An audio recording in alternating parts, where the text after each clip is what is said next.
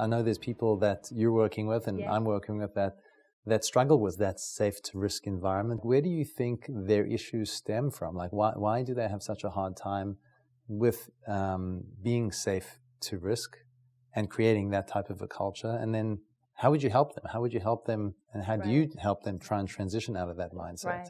I think there's the lens of the team participant, and there's the lens of, let's say, the leader.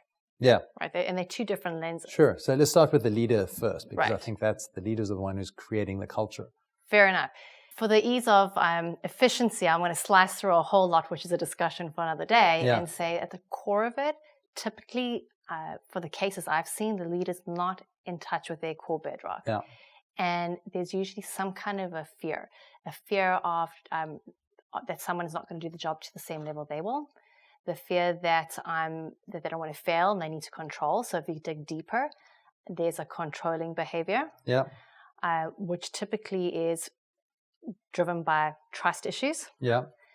Or potentially it could also, quite frankly, just be a pure case of they think they're better than everyone else, right? There could be a whole lot of things. But it's this idea that no one's going to do it as well as I can, and I'm afraid to let go. Yeah. And it's so that fear could come from insecurity. It could come from genuine incorrect belief that no one has a better idea than them. But it is very stifling to the growth of a company. Right. And we've both seen with various clients that it impacts the ability to attract good talent, retain good talent, and ultimately it impacts that company's ability to scale and grow. Right. So it is a significant problem, which back to really build a true team, high-performing team, starts with working on yourself. Right. Whether you're that departmental leader, the CEO, the founder, the board, the chairman of the board, it doesn't matter. Can you foster safe to risk, which means you actually have to be at ease with who you are and have self-confidence to kind of give the reins over sometimes. Right.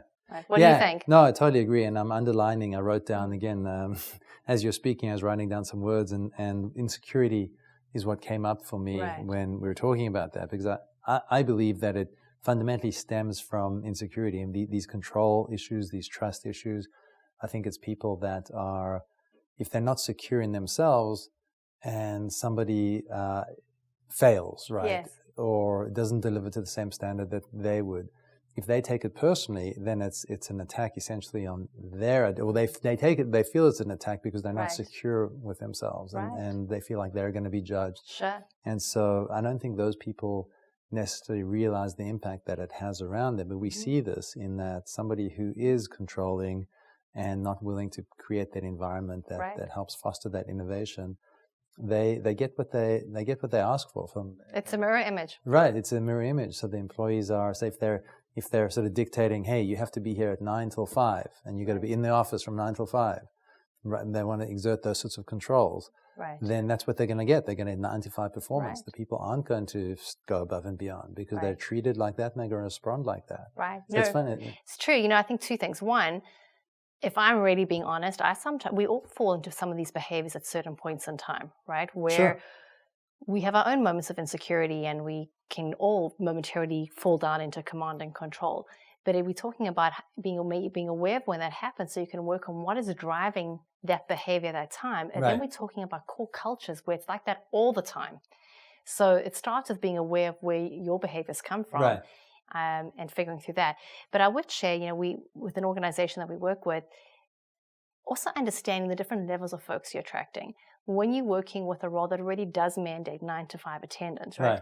Understanding what safe to risk looks like within that role. So as a leader, setting up good, healthy expectations on how to participate in a safe to risk environment. If you extend along then to a senior executive who you bring on to consult to the business or to lead a sector to another company, that 9 to 5 kind of expectation is going to be a big problem, to your point. Sure. You're going to stifle a lot of the core juices, if you will, that you need from that player. Right. So that almost taps into a whole different topic of EQ in the leader. Yeah. Right. Which is emotional intelligence. Yeah, exactly. It all comes down to just having that self-awareness because often because we aren't in tune with ourselves and we might be insecure in ourselves, we're creating an environment around it. It becomes the self-fulfilling prophecy, essentially. Okay. And so if I try and summarize my points for somebody looking to create a safe to risk environment, so first of all, it's getting clear in yourself first and adopting, we always speak about the mindset of abundance versus scarcity, and really adopting that mindset and taking small steps to risk and making yourself vulnerable, to give people a bit of the leeway and see how they respond, and risking yourself. And by showing that you're not afraid of failure ultimately, and that you can fail, and that it's not so bad, then you'll start to foster that environment. So it really becomes a mindset. So it's hard to sort of quantify for me, but it's a mindset that the leader has to adopt, and they have to be comfortable and safe to risk. And then that naturally is going to extend out to the employees and the team that they manage. Absolutely.